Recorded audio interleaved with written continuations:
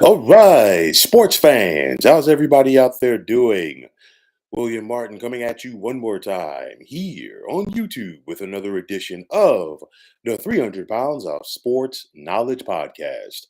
One thing is certain after the 2024 NFL Draft, and that is that the brain trust of the New York football Giants still believe in quarterback Daniel Jones. I say this because the Giants were attempting to trade up, you know, from the sixth spot to possibly get North Carolina quarterback Drake May, of course, who went to the New England Patriots. And of course, they were unsuccessful. We know that J.J. McCarthy was sitting right there at number six if the Giants had chosen to draft him as well. But of course, they passed on him and they decided to go with wide receiver Malik Neighbors. Now, the Giants had six picks in this year's draft. And of those picks, none of them were quarterbacks. As many people like myself expected New York to address that position in this draft, but they didn't. And in doing so, for me, they've just made it clear that Daniel Jones is still their guy at quarterback. But why? I say this because the Giants do have an out on Jones's contract after this year. And I really think it made great sense. It was a perfect segue, if you will, to go out there and find their next franchise quarterback in this draft, especially since it was a quarterback heavy draft early. And it's really not going to be that case for 2025. What are you going to do? You're going to sit back and hold your breath and hopefully hope that you get Arch Manning in a couple of years? I don't know. That's a long shot right there.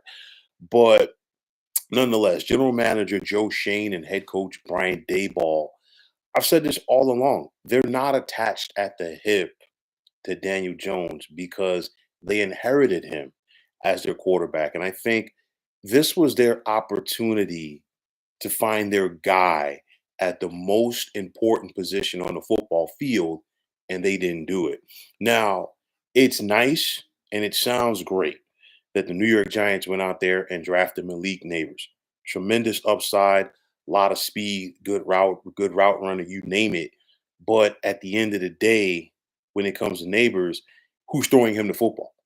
And if we're asking Daniel Jones to throw him the football, that's going to be tough because Daniel Jones has been consistently inconsistent throughout his career. And as far as I'm concerned, and some people are going to disagree with this, but come Sundays this fall at MetLife Stadium, all Malik Neighbors is going to be doing is going out there and getting his cardio and running routes because Daniel Jones has been so inconsistent at the quarterback position.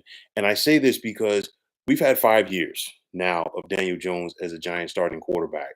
That's more than enough time to know whether or not he is or he is not the guy. And at the end of the day, Daniel Jones is simply not the guy at quarterback. Like I said the other day, you cannot win in the current National Football League if you don't have that guy at quarterback. The New York Giants do not have that guy at the quarterback position. The Giants' mistakes with Daniel Jones have been so many. I mean, first of all, using a first round pick on him. Granted, that predated Joe Shane and Brian Dayball as I fell into the lap of Dave Gettleman. And then, of course, the contract extension that New York gave him last year as they simply paid the wrong guy. They needed to pay Saquon Barkley. They didn't. And now he is with a division rival in the Philadelphia Eagles. Jones has had 5 years under his belt with the Giants. And honestly, we've seen enough tape on him. He's not the guy. You look at this, and one question for me is how much influence did the Maras have on this? I know coming in when Joe Shane was hired, the Maras said basically they would step back and they would allow the general manager, in this case Joe Shane, to do his job. How much influence did they have on this pick? I don't know.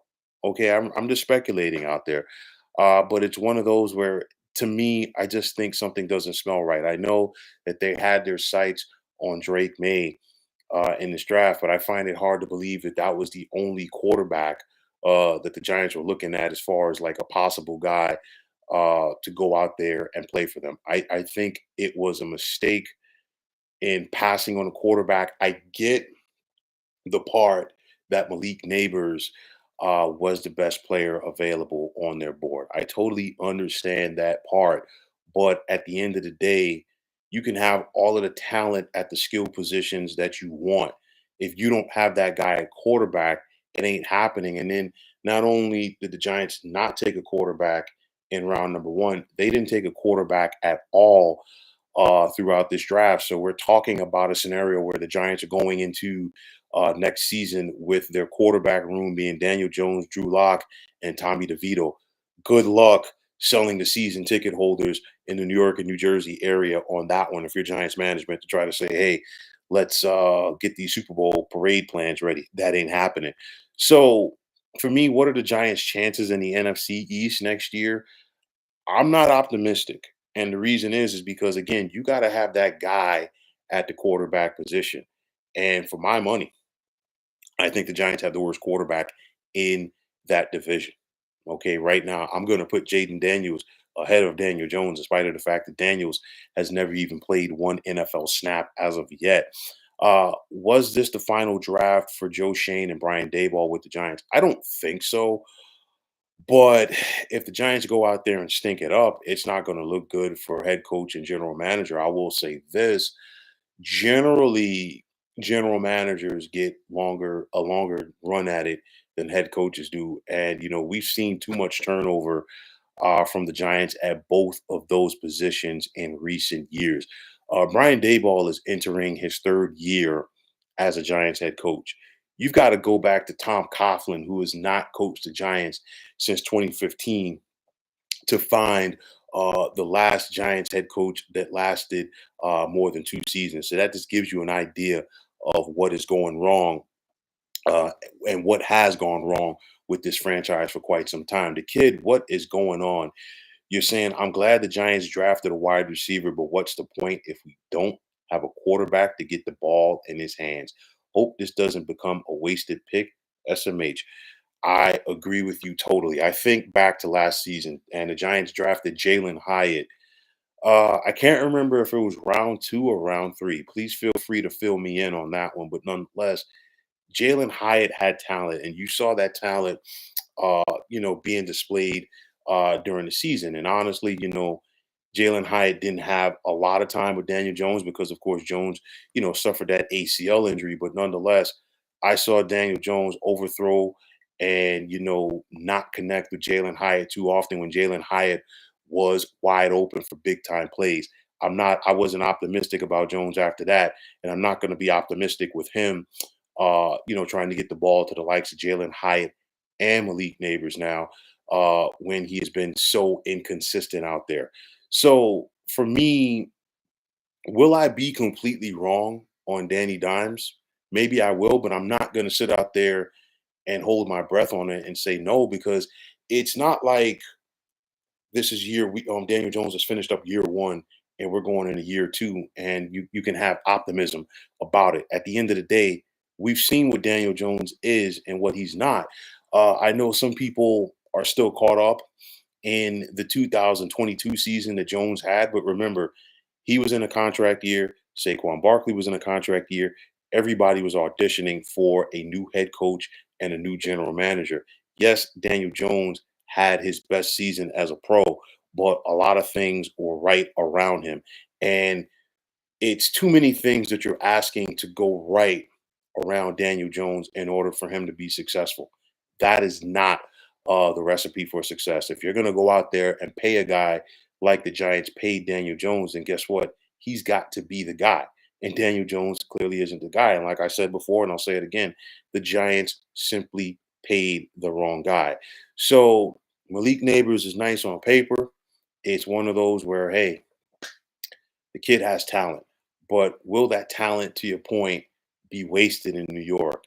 I believe so until they get somebody else in there at quarterback.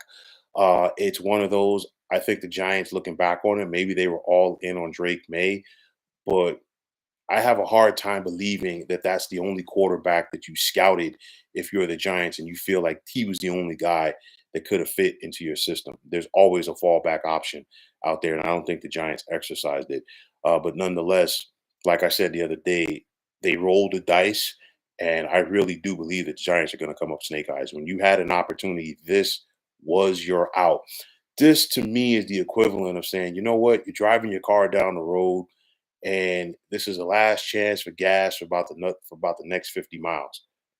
It's a bang bang situation as far as whether or not you're going to have enough gas to get you to that next service area in order to refill your tank. So you might as well do it now. This was the perfect opportunity for the Giants to get from under Daniel Jones in that issue, and they chose not to. I'll tell you like this: if the Giants get off to a slow start next season, I would not want to be Daniel Jones, and I wouldn't want to be Joe Shane and Brian Daboll dealing with the fans and the New York media. It will not, and I repeat, not be pretty. But nonetheless, this was their chance to get from out of it. And as far as I'm concerned, they made their bed with it now. And at the end of the day, they're going to have to deal with the outcome.